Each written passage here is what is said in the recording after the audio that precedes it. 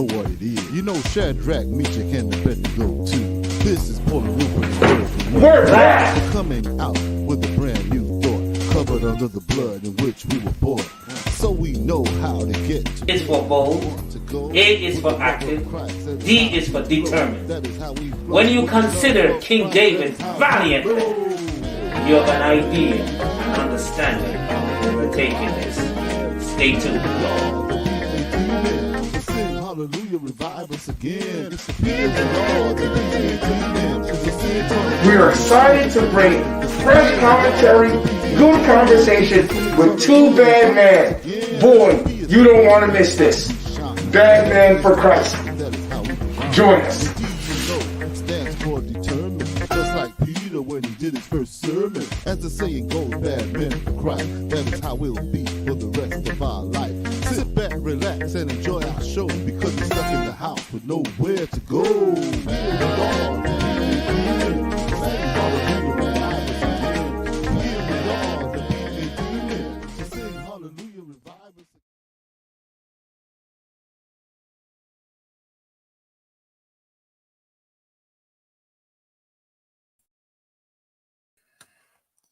Bishop, you're muted, Bishop. Yep, I am no longer muted.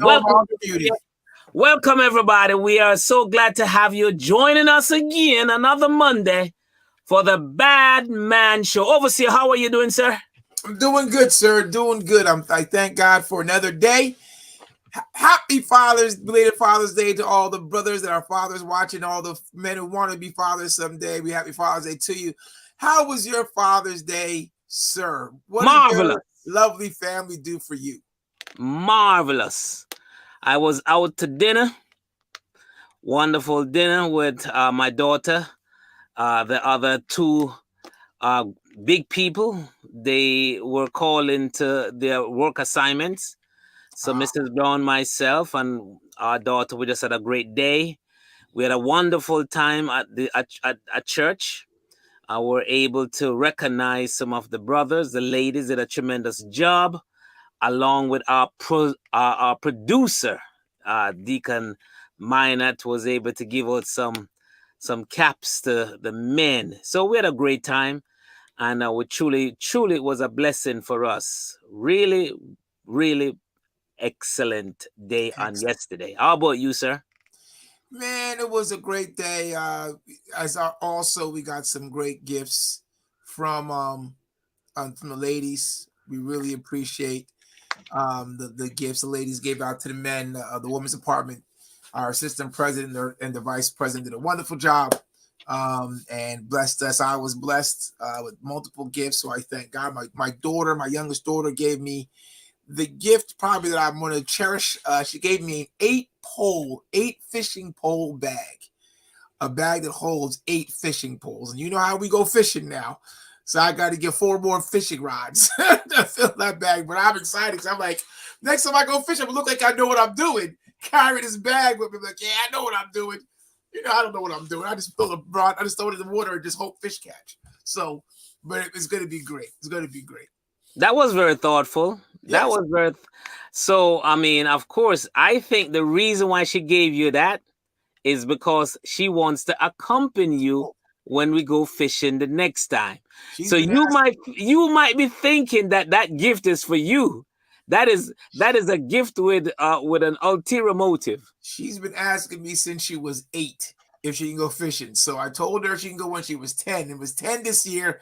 But I wasn't so sure she was going to like it. So I am going to take her. I think I'm going to take her on an easy trip. Maybe later on in the year, a smaller boat, something more simpler than that big one. Because, you know, when we're out there, they're not turning back if she gets a little bit wheezy. She's got to, go through it. I don't want her to have to go through it. So I'm going to see how she does on a smaller boat. And then we'll probably take her on that big one maybe next year. So that sounds good. Again, I want to say thank you to all the fathers that are acknowledging our greetings. We truly appreciate you, and I mean, you have an important role in the life not only of your family but also your extended family and also in the ministry. And so we truly congratulate and celebrate all men that are continually growing into this fatherhood challenge.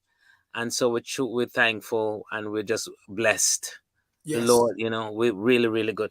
So overseer, last Monday we talked about money, and I think we did a good job, being that we're not necessarily experts, but are opinionated, of course. And I believe that we may not have answered all questions, and so we wanna invite or ask anyone, even though this is a different show and we're gonna be discussing a different topic, it's gonna be kind of related a little bit. So if you wish to kind of sneak one in, we might be able to answer some question that you might have had last week that you didn't get a chance to answer. Yeah, What are your thoughts, overseer? Yeah, instead of you just sending a text message to your brother after the show, you can write the questions right in the chat. We get right to them. I'm not saying who it is. I'm just saying you don't have to do it that way. You can write it right in the chat, and we can answer it right there. Because somebody else may have the same question you have, we can answer it right then and there. So we have the live chat, so please utilize it. We really look forward to it. But as you said, Bishop, we had a wonderful show last week on money and some of the things that we should really look at when it comes to money, investing wise and things like that. But one of the big things about money is that I think that we as a country, we as a world, waste a lot of money. Why? Because we do certain things in our everyday life that we waste stuff, and it costs money. Right, to that we either bought something, we either have something in our refrigerator. So today, let's talk about some of the things that we waste and why we waste, and maybe some ideas about how to not waste those things anymore. So we're going to ask folks to if you have any questions or any comments, especially on things that you may have heard of or are done yourself that have been wasteful. Let's talk about it. And so, Bishop, I'm throwing it at you, man. What do you waste? What's the number one thing that you kind of waste? All right. Thank you so much for asking me that direct question, but I want to go global. It is more than likely accepted and that we mostly understand that the most things that we waste is food. We waste a lot we're very wasteful when it comes towards food. For example, we cook. Yesterday was Father's Day. There were many that went out to eat, and they may have ordered a plate that was, rather than order a medium, they went for large, and so there were leftovers. Many people who eat out at restaurants, they do not ask for a quote-unquote doggy bag. They send the leftovers back, which get discarded. That is wasteful. Secondly, there may be families that stayed home and meals were prepared for Father's Day, and more food were prepared than for the number of members of the family.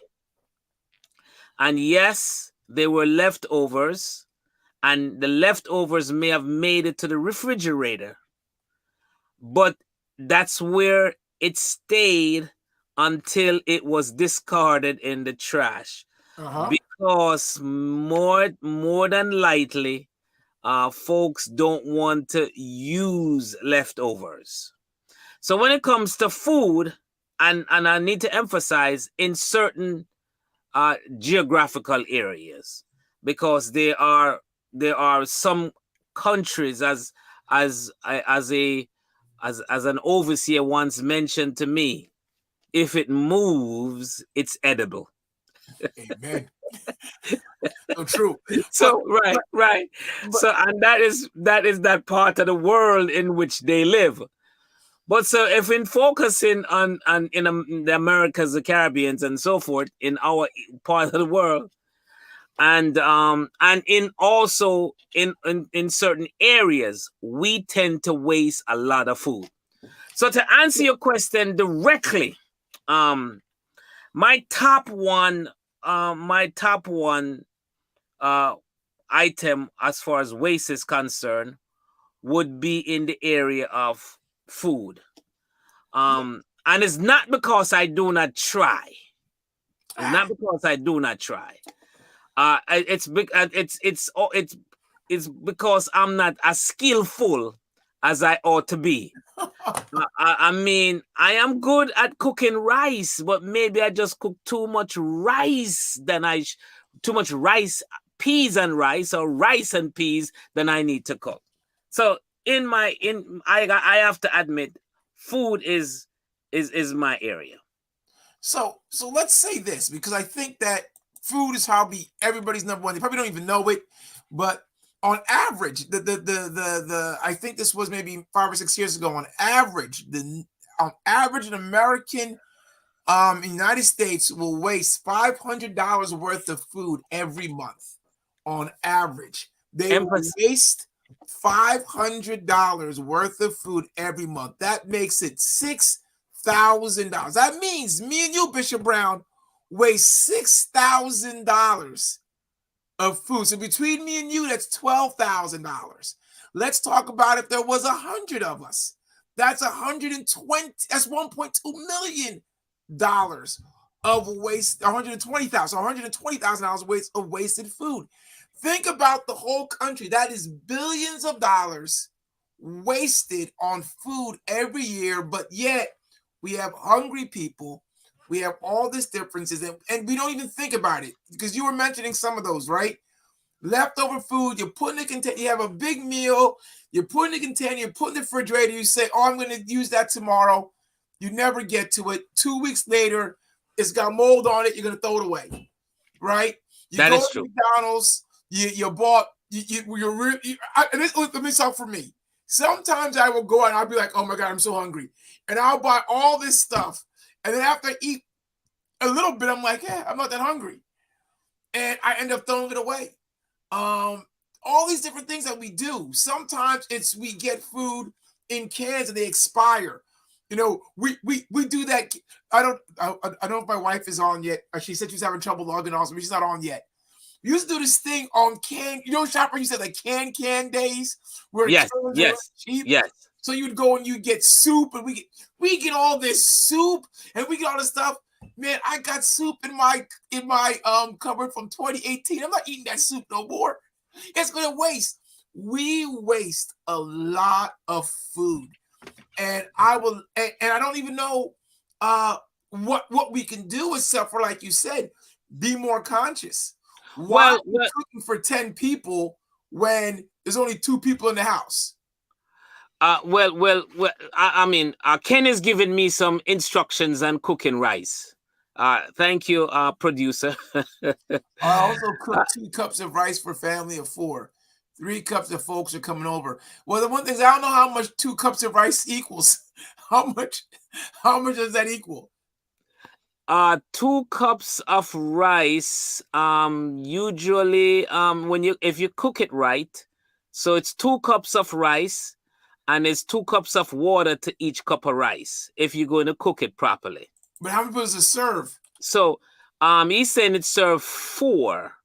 The challenge is most people don't eat a lot of rice. So maybe we shouldn't be doing 2 cups of rice. Maybe we should only do 1 cup of rice. Also, it says that's 4 servings. But 4 servings of rice is a lot of rice. 4 servings is a lot of rice. And I think, judging from me, I cannot eat 1 serving of rice anymore. I used to be able to do probably a good 2 servings of rice. So those days are gone. I can't eat at least 1 servings of rice. But the problem is not necessarily serving. Is the problem, overseer, is that rice is cooked for 1 child, macaroni is cooked and cheese is cooked for the other child, and vegetable is cooked for the third child. So what happened is you have 3-4 different type of meal cooked for one sitting. And I grew up that whatever is cooked, everybody eats. That's how I was raised, right? I was raised, if this is in front of you, right, what's the deal? And my sister's right. We eat a lot of rice. We're Jamaicans, right? Rice and peas is a staple of the Jamaican community. In Liberia and Africa, a lot of countries eat a lot of rice. China, of course, eat a lot of rice. But we also waste a lot of rice because they will make a bunch of rice and peas and they don't eat them all, especially on big occasions. You got a lot of people coming over. You cook rice and peas like crazy, and a lot of it gets thrown away. And we don't even think about it. We don't think about it. But like you said, we grew up in a time when whatever was put in front of you. So mommy put down a piece of chicken, some cooked carrots, some rice on a plate in front of you. She didn't care if you didn't like chicken, didn't like cooked carrots, and didn't like rice. You were going to eat it. Fast forward to this new generation of kids and of parents, because you can't blame the kids. You got to blame the parents, in which I'm part of that group. Each child will have to eat something different. You in the kitchen making this for one child, making this for another child, and if they don't want it, they complain like, "Oh, what can?" Then you have to go. Then I have to run out to get pizza or McDonald's because this child doesn't want none of these stuff, and you're always trying to find food. And so when you cook for the family, but they don't eat it. And instead of forcing them to cook it, they don't get it. So I don't understand. I don't get that at all. I mean, that's just one of the crazy things when it comes to food and consumption. What's the deal? Can you put in Lady Claxton, Justine Claxton's comment, please, so we can look at it? I think she has a comment. Okay, I'll put it in. So she said, many people take longer portions than they can actually consume at one sitting. This is at each meal setting, whether at home or eating out. Yeah, that's true. But the question is why? Why do we do it? Let's get into maybe that kind of logistics just for the food part. Why do we cook more than we are going to consume? Is it a status thing? Oh, when you were younger, maybe you were struggling with food, but now you have so much food, you cook extra. What's the deal? Why do we do it? I think we just are not good at estimating how much to cook. At least for me, because when and I'm still talking about rice, it's difficult to cook 1 cup of rice. It's you just don't cook 1 cup of rice. Why not? Because it's not easy. It's What's the difference? Well, if you have a rice cooker, if you have a 1 cup of rice to 1 cup of water, right? 2 cups of rice to 2 cups of water, 3 cups of rice. So what's the difference? Because your brain is not adapted for you just to cook. At least my brain, a cup of rice. So I think it's how we were taught how to cook. There you go. Mrs. Brown agreed with me. Thank you. Who was that?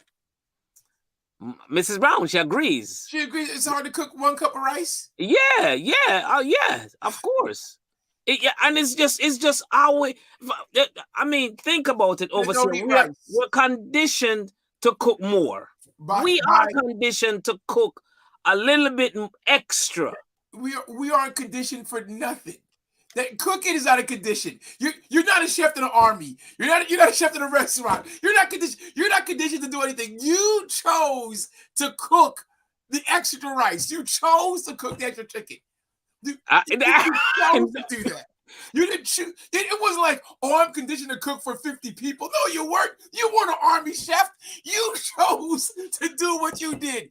You chose to cook extra because you thought that tomorrow you would eat it. Now, somebody said that before, right? I'm gonna go along with Deborah Johnson here. All right. So my daughter asked me to cook some curry chicken, right? So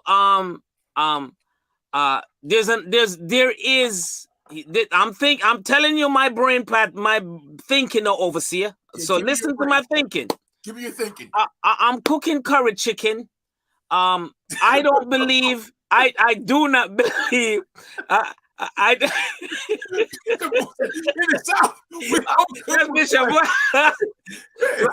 Overseer, I do not believe in cooking, in going to the store and buying parts. You know, like legs and wings and thighs. Why not? Because I don't know if the other part was not good. It was bad. So yeah. I always buy the whole chicken so I can make sure every part of the chicken is good. I mean, that's just me. I don't know why other people buy just legs or thighs. That's a risk because the chicken could have been sick and they just cut off the bad part. And I believe in buying the whole chicken. This is definitely a pro-Brown team today. this is definitely a pro-Brown. Because I want to get it. Go ahead. I'm sorry. So I cooked got the whole chicken, cut them up, cooked it, and then it's more than what she asked for. So what I do now, some is left over, and then we try to disperse it amongst the community, the family member, as Deborah says. But of course, it's curried chicken.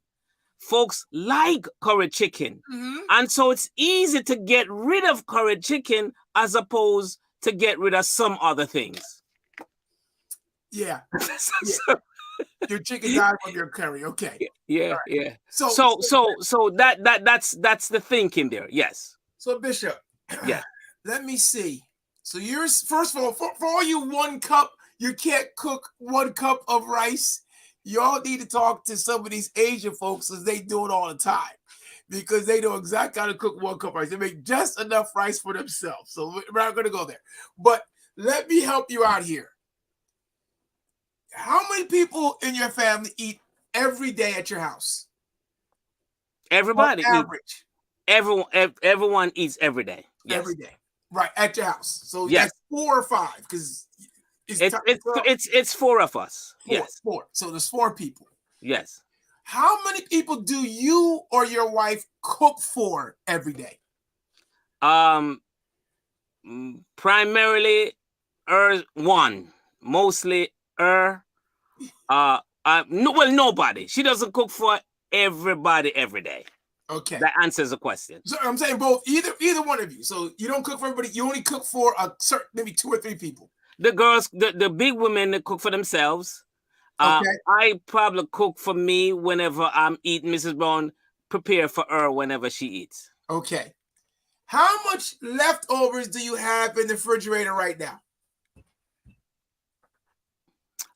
Leftover from the girls cooking. Mm-hmm. And from you cooking, from Mrs. Brown. Well, maybe from Mrs. Brown's cooking. Yes. Is it gonna go to waste, or is somebody gonna actually eat it? There it is, right there. It says a lot. Right there. It's a lot. Okay. So is that going to get eaten? Over here? But the a lot is not from Mrs. Brown and I. Bishop, is it going to get eaten? It's going to get wasted. Okay. So regardless of what we may think that we're doing, we're losing money. This is we haven't got the other stuff that's wasted. This is just food. I agree. You and I and everybody, mostly everybody that has a house. Because remember, we talked about this before. Do you know if you have a house, a car, and a job, you're in the top 15% in the world? In the world. Yes, yes, yes, yes. So out of the top 15%, that's a lot of waste we're dishing out, right? All of us. And the problem is that waste doesn't decompose alone. It also causes some harmful gases. Right, methane, yes. Right? So we're not thinking about it. So we're saying, yeah, I'm cooking, and I think somebody's comment was, I don't want to cook for 1 day, cook for 2 days. Thank you, Josie Patterson. I appreciate that. She sure did. So that's the other issue we're worried about. Not only are we wasting our own money, but we're also causing damage to the atmosphere. To the environment, yes, sir. And we're putting this stuff to waste, and there's people that are hungry, right? That's correct. So not that I can say we can solve the issue, but maybe we should rethink how we're doing food, how we're cooking, how we're, as you say, dispersing. My sister mentioned that we hand out food to family and friends. Right. That's not always true. Sometimes we think about them. Yes. I don't remember the last time my sister gave me a meal. I don't remember. So that's even when I was single and alone. I don't remember I remember my older sister doing it, but not my second sister. I remember her cooking me a meal when I was. I don't know why you are throwing my good friend under the bus. Because you don't get a meal, it does not mean that she's not giving some of the other family members a meal. But you're obviously, but here's the problem though. The problem is, since everybody is mostly cooking, at least within the family, unless we come up with an idea where to identify where we can fix a plate or a box and give it to someone else who is in need, and that is a problem. So the point is, we need to not only, when we cook, we need to think about the leftovers, which we don't do. If we can, when we're getting ready to cook, we should prepare a meal. We should be aware of the leftovers, and that may begin to help us out to think about how to marginalize or minimize the proportions that we're preparing, or eat the leftovers. if you're going to have leftovers, make sure you eat them. Or no.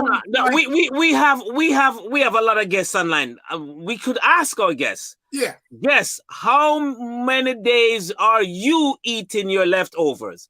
2 days, 3 days, or until it's all done?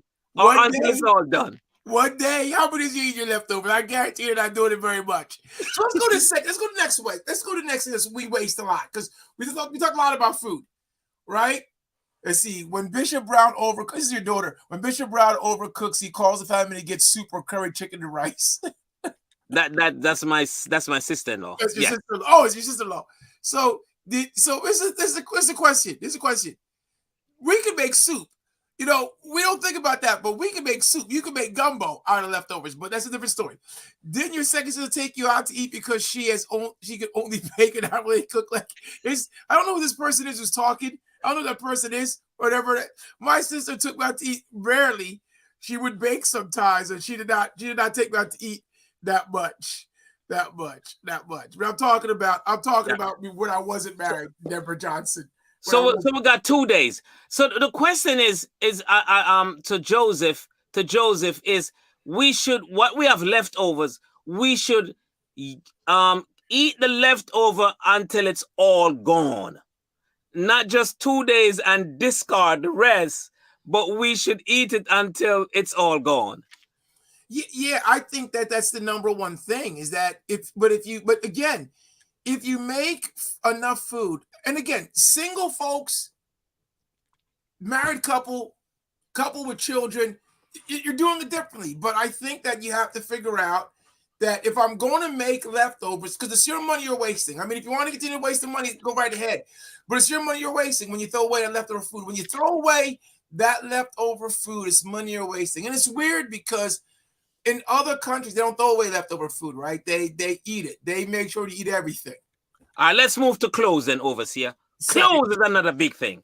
Now, Overseer, how many suits you have that you have not worn in 6 months? None. None. Well, no, 6 months. No, I have a couple because I have a couple spring, not spring, but summer suits that I have not worn in the season, but I will wear during the summer. And then in the summertime, I have some winter suits that I won't wear in the summertime. They're too hot. But my closet is different, Bishop. Now, I will talk to you about this because I remember some 12 years ago or so, I did a financial seminar at a friend of mine's church. And the members were there. And I made this comment, brothers, you should have more than 2 suits. Sisters, you should have just a couple dresses and a couple shoes. I almost got stoned. I almost got killed. I had to run to my car because they were chasing me down. What are you talking about? What are you saying? What? We can't do that. Bishop, we spend more money on clothing than we actually wear. Even the men, I have about 12 suits in my closet, and I don't buy a new suit until one of those suits is not usable. Now, people will buy me some suits. I'm a pastor, so yeah, you get gifts. My wife will buy me a suit because my wife likes to shop and she likes me to look good and up to date. So she'll buy me a new suit. But Bishop, we spend a lot of money on clothes, and guess what? Clothes don't decay like food and some other things. Material sticks around a long time, sir. Yes, sir. And as a result, we are filling up landfills in third world countries. Significant, those sweaters that you threw out, even the ones, they don't necessarily make it to the Goodwill where someone else would use it, or the thrift store where someone will purchase it for less price. It usually ends up in a landfill somewhere on the planet. And as Overseer is saying, that costs the planet significantly. So in the same light, we ought to reconsider, as Overseer is saying, and he was talking about me, that on Easter, we don't have to buy a new set or every year. Let me say this, Overseer. For the ladies, do you believe that the ladies need to get a new suits for annual convocation because they don't want to be seen with Everybody doesn't go to convocation. So let's say, do you feel that you have to get a new outfit for certain occasions? Ladies and men, do you feel the ladies need to get a certain outfit for certain special occasions? For instance, anniversaries, birthdays, convocation, weddings, certain things that you might go to. Do you feel you deserve a new outfit? And if you do, what do you do with the old outfit? That's a question I want to ask also. What do you do with the old outfit? If you can let us know. But while we're waiting on that, while you're waiting to answer that question for us, let us talk about our producers. We want to thank our producers very much for joining us and helping us out every week for the show. To Ken Walsh and to Albert Minot, our brothers, we thank God for their help on the show. We're also going to say, if you would like to help the Badman Show in any way, you have certain skills that can help us produce the show or advertise the show, please reach out to the badmanforchrist@gmail.com. We'd love to talk to you and see how you can help us. Of course, it is volunteer, but we love you anyhow. Also, we have merch on sale. Bishop, you want me to go over the merch, or you want to talk about the merch? No, you go ahead. You go over. We have t-shirts and hoodies. Yes. You just started to finish it up with t-shirts. Oh, we got t-shirts and hoodies. We got cups, glasses, and all you need to do is reach out to us, and you have our Zelle. You can pay for Zelle, and we ship things to you next day, I believe. Next day or in 2 days, you will, whatever you order, you will receive promptly, and they are of good quality.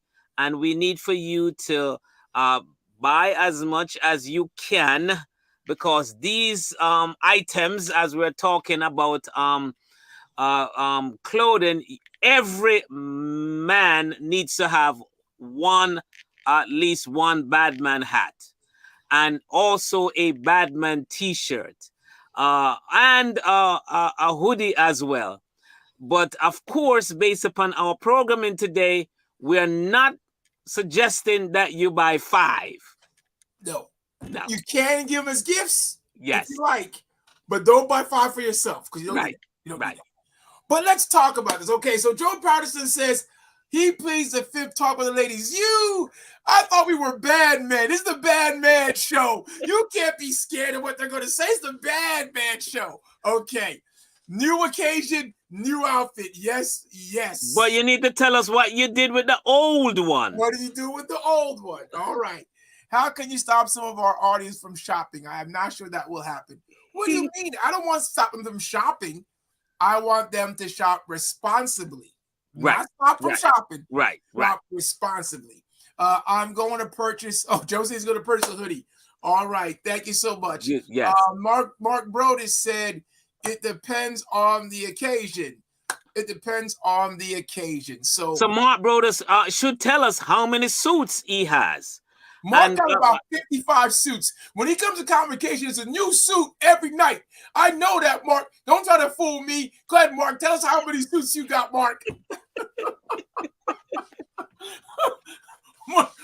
Mark got a suit to match his wife's dresses. Every dress his wife wears, Mark got a suit to match it, and a tie. Yes, I believe one of our producers may be bringing some of the merchandise to convocation. So they might be available to you, Deacon Simon. You wear the older outfit the following year. If you forget, you don't do that, ladies. I'm mad. I don't see that happening. I hear you, and it's a great idea, but I don't think so. Simon said Mark had 57. Mark says he has 12. Get your wife on here, Mark. I need her, or more. Thank you, or more. Amen. Or more. That's right. So overseer, how do we get people to shop responsibly? Because not only we're talking about the suits, we're talking about shoes, we're talking about sneakers, we're talking about these items that we have a significant number of, and we just discard them whenever they are old. Is there something that we can do? So now, one of the things that I do is, this is me, when I travel to the Caribbean, when I go home, I will bring a lot of the suits that are either a little tight for me or a little suit that I've had for a couple of years. But I always, overseer, bring one brand new, because I don't believe that I should just give out leftover. And I bring one brand new one, and I also bring one that I love a lot, that I just really, really like, because I want to make sure that if I'm giving someone stuff, I'm also it's coming from a place of sacrifice and a place of my heart. Yeah, I think a lot of people will donate. One of the things that we can do that a lot of people don't think about is you can resole shoes, and you can also repaint them. Women will do it for weddings. Women will buy a pair of shoes and say, oh, you know what? This matched the dress, so I'm going to get this shoe painted. And they do it. But they don't think about painting shoes that are still nice. Just maybe they wanted to change a different color. just on an everyday basis. They will buy a shoe to match their dress. Now, I am not going to say, ladies, I do not want to be stoned because my wife is upstairs and there might be a shoe coming my way if I'm not careful. I do not want to say don't buy shoes. What I'm saying is there are different ways to use your money sometimes. And if you can save on that pair of shoes by fixing the sole or by redecorating it, painting it over, it would work. And men, the same thing. Men, sometimes you just have to resole your shoes and you don't. So resoling your shoes might cost you $10, $12 instead of going buying a new pair for $80 or something on that line.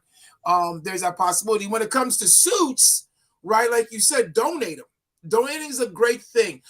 You should look in your community, see if there is a donation place where you can donate your suits. You can go to the Goodwill where they resell your suits. So it's a great thing to do donations. We also have our clothes at our food pantry. We'll put up clothes at our food pantry. If somebody comes in, they want kids' clothes or something like that, you can say, grab it off of our shelves. It's there. I will also go through my closet when I go to Jamaica and send some stuff. But sometimes your relatives and people in Jamaica are rough. If it's not new, they may not want it. If it's not designer, they may not want it. So it's tough sometimes. But you do what you can, but there's always places that it can go to. But again, like you said, that it's interesting how these clothing goes to third world countries dumped. And a lot of third world countries, people are people of our color, and it's dumped on land where they could use for other things, but they can't use it because these are landfills being dumped. So it's kind of tough. So let's move to online shopping. Online shopping and returns. Another area where a lot of money is being wasted and a lot of resources end up into landfills. All right. But before we actually do that, let me answer Rollins's question as to the number of collars I have. I have 3. I have 3 of the priestly collar, Simon. I have 3 of those, and I have 1 purple shirt, 2 of the black collars, and 3 of the royal purple. There you go. So there you go. That is it. And Simon, as you note, I don't really have any regular shirts. If I do, I don't wear them, and I eventually give them away.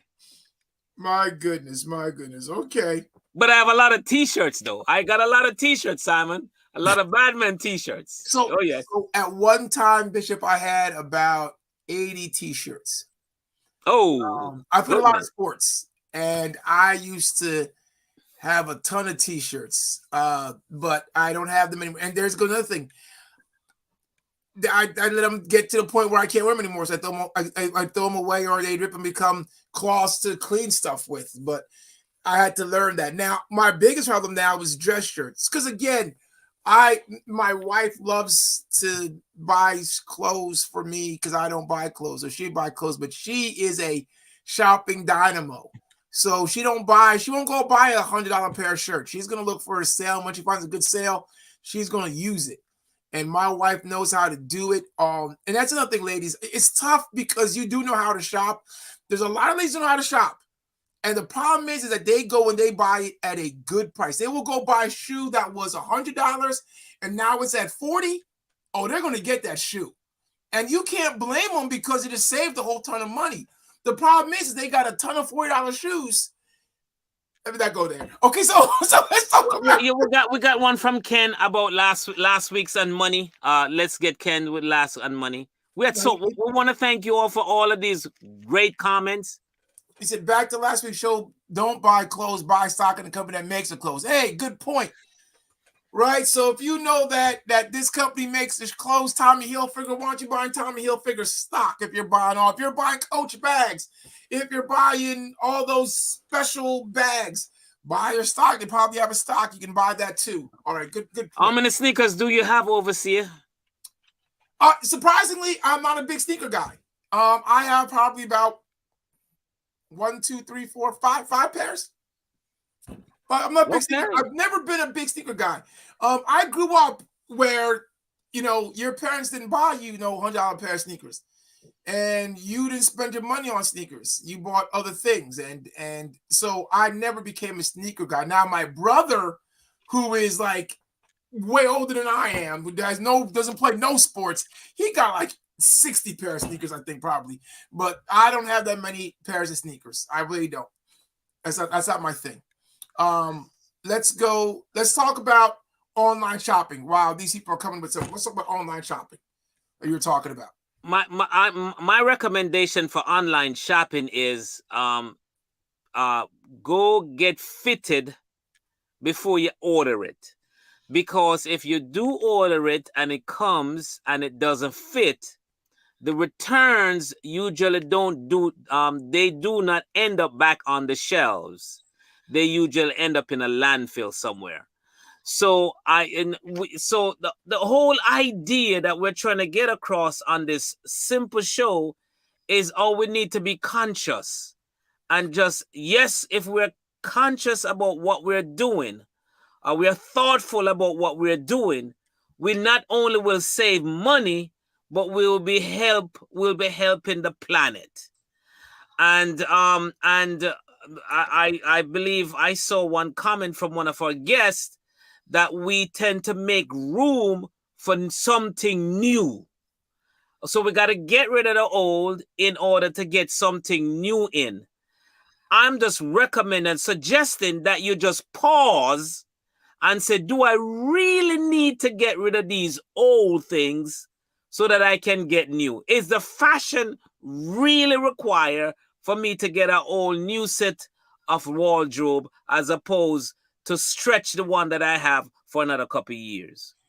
Or refitting it. I saw a show where there was a model that she spoke about a lot of her clothes that she'll use. She'll take something that was a little bit older, bring it to a seamstress, and ask them to do something with it. Maybe make a dress into a shirt or make a dress into a skirt, and to redo it. I know it sounds weird, everybody, and it sounds like it's crazy, but one, it saves you money, and two, it saves the environment. It saves our planet. And not that I'm, Mr. Green Thumb, I'm as bad as anybody else, but those are the kind of things. I remember the days when you used to make pants shorts. After the pants got a knee, if it got a tear in the knee, you just cut it off, and now it's a pair of shorts you use to go around and play with. We don't do that no more. None of our kids are going to be seen in cut off shorts. At least not up in here. But that's some of the things that we did as kids, and it was never a problem. Hand-me-downs was a norm. Hand-me-downs was a norm. Kids struggle with hand-me-downs now. They don't want to wear their brother's clothes, they want to wear stuff. And those are the kind of things that we did in the past that can easily be done again today, but we just don't kind of do it. How can we get parents to adopt some of those old proven methods? Is that possible anymore? I don't know.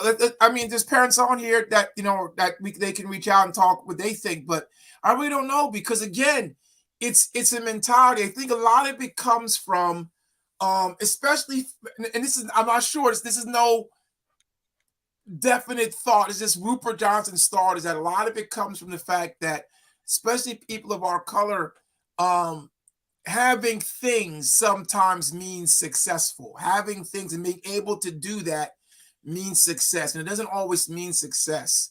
One of the richest people, Warren Buffett, doesn't live in a $15 million house. He lives in a house that he grew up in Omaha, Oklahoma. It's a 4-bedroom or 3-bedroom house. I saw the picture of him, like, there's no way he lives there. That's one of the richest men in this country lives in that house. If you look at, you would never know the Walmarts and how rich they are if you saw them, at least not in the past. Some of the older ones now are different, but the original Walmarts, they wore overalls and drove pickup trucks. Thank you, status symbol. That's what I was looking for. It is, we do a lot of stuff that is a status symbol, and we have to begin to learn that it's not about that. It's about our future. It's about the future of this planet. You'd be surprised. America is not the most wasteful country in the world. It's the third. Canada is the most wasteful country in the world. And if you think about that, if America is third and then Canada is first, think about how wasteful number 1 and 2 is. If America, who wastes over 292 million tons of waste per year, 292 million tons of waste per year, and only 64 million tons is recycled. There's a big issue. Yeah, I want to say to Sister Deborah, put Sister Deborah one back up. Elder Deborah, we have used you several times, and to be honest, I don't remember the kind of suit that you were wearing to represent us. So I am not so certain which clients are you talking about. This client was so happy for your services. Excellent service. Wasn't paying attention to how you were adorned. But that's we also have Claxton. If you put Claxton, to go to Debbie's point, right? She's thinking status symbol, right? Because if I'm wearing last year's suit, I'm not a good lawyer because I'm not making money. That's kind of thing, right? I don't think so. I don't. It's what the individual thinks. It may not be what the client thinks. It's what the individual thinks the client wants. For instance, pastors, a lot of pastors, I can't drive an old car. Because if I drive an old car, I'm not saying every pastor, I'm saying pastors, generalized, will say, I have to have it. Matter of fact, back in the day, all pastors didn't have a Cadillac. It was like the black pastor's car was a Cadillac. If you didn't have a Cadillac, you weren't doing well as a pastor. It's a status symbol thing. So that's what I'm saying. Let's bring back up Sister Justine Claxton's point, please. Quickly, Justine Claxton's point. Thank you. Self-control, temperance is what we all need in so many areas of our lives when it comes to buying things. Yes, that's what we're talking about. Self-control is something that, first of all, it's one of the pieces of the fruit of the Spirit is temperance or self-control. We need that in our lives because, again, when we start exercising self-control, we then control our atmosphere. It doesn't control us. So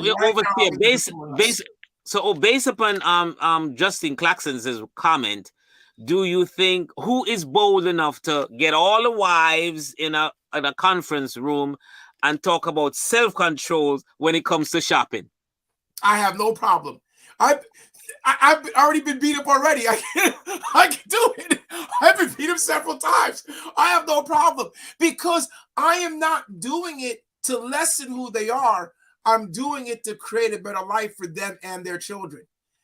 Because you can teach your child, you don't need things to be important.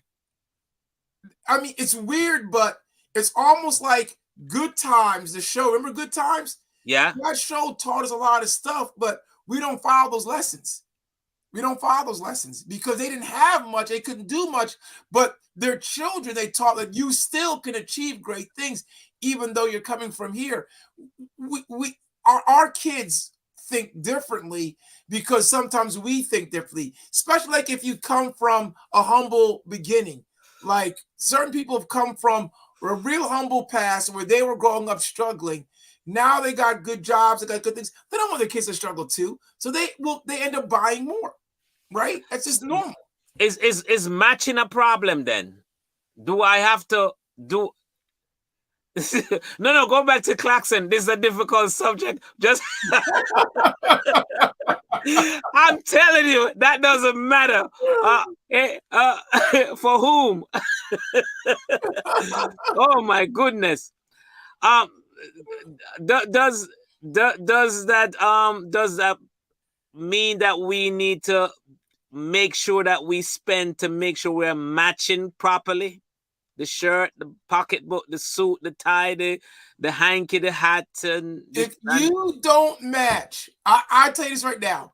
If I go to church and I don't match, Everybody, oh, basketball no colors, he's colorblind. I'm like, are you serious? Do you see what some of the NBA players wear? The unmatched craziness they wear? And if I just bring a tie as a match for my show, oh my God. It's like, it's crazy. It's crazy. It's crazy. So even, and me and my wife, we don't do the matching thing, but there are couples that do the matching thing. It's nice. You go, the husband wears a suit to color the dress or a tie. It looks really, really nice. It does. But you don't have to go out and buy some stuff new to match. Look at your closet. You find out. Ken Walsh said, pastors can't drive a car older than 2 years. Really, where is that in the Bible? I believe it's in Ecclesiastes 14, verse 8. We don't read Ecclesiastes, so nobody reads Ecclesiastes or Lamentations. It's in one of those two books. Ecclesiastes or Lamentations is put in there. So here, poor people spend more money than rich people per household income. Yes, that is true. Per house, you can't say they spend more money because a rich person will buy a $150,000 Mercedes Benz and a poor person will buy a $25,000 car. So you're not spending the equivalent, but based on my income and based on my income in per capita, yeah, that's 100% true.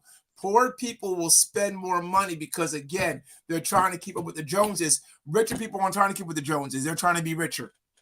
Yeah, they're in fact, yes. Talk about that last week a little bit. Yeah. Yes. So 50. So we are right at the cusp of being at the end of the day. Yes. Mark Broder said, "Don't be a slave to fashion." I'm checking you out. I'll see you on Tuesday, Mark. Don't be a slave. I'm gonna check you out on Tuesday, Mark. I'm gonna see what you're wearing. At convocation, I will sit right beside you. Don't even try to sit somewhere else different.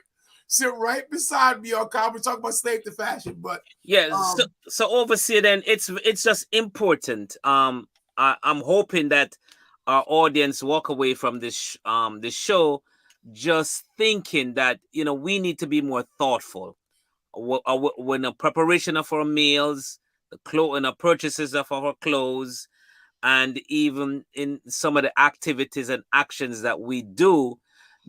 Remembering that we got to be cost effective, not only cost effective, but also think of the environment.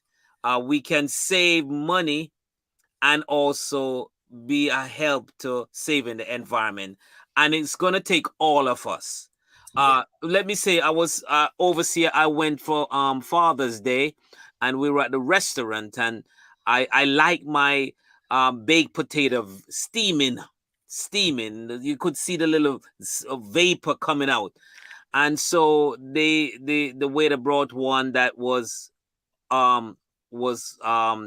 hot. It was lukewarm, and I mentioned that I asked for it to be hot, and the gentleman says we can take it back. So I asked him if you're going to put it in the microwave. He said yes. I said no, don't put it. I'm fine.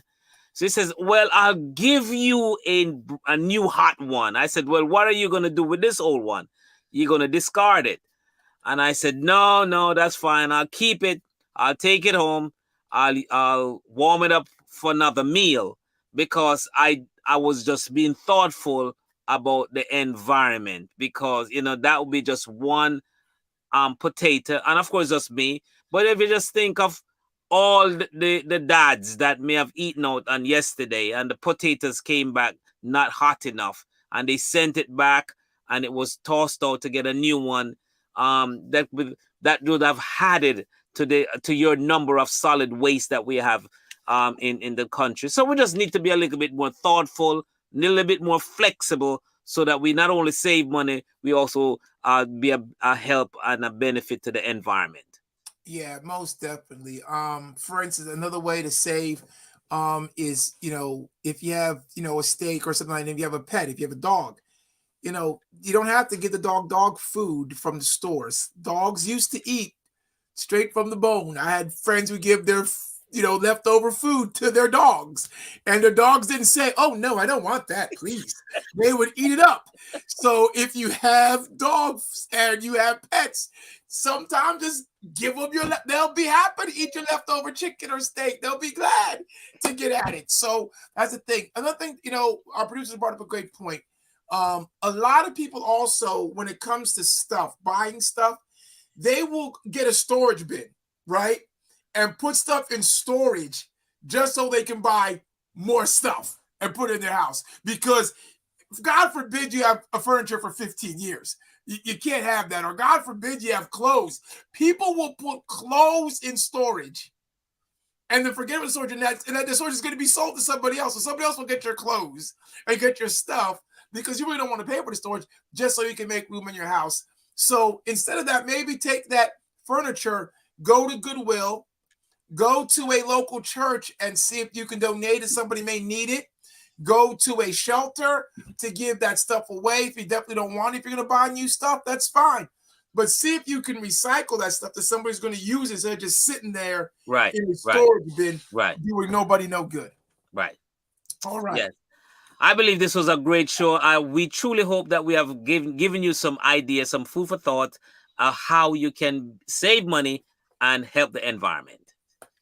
Definitely. So everybody, thank you so much for joining us. Yes.